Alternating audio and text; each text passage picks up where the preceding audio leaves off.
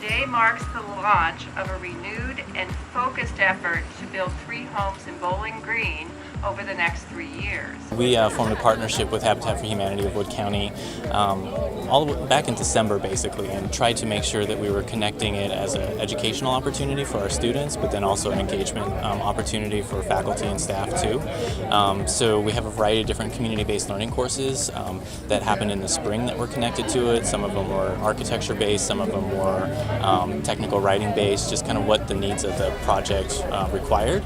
And so ongoing, we're going to try and connect other community-based learning courses so students have it as an embedded experience in their course. So they may not actually be working on the actual build and like physically constructing something, but they're helping to manage other aspects of the build. I never thought in a million years I would be able to get a home, and to be able to get a home that's built for me has just been a blessing from God. It's just been beautiful.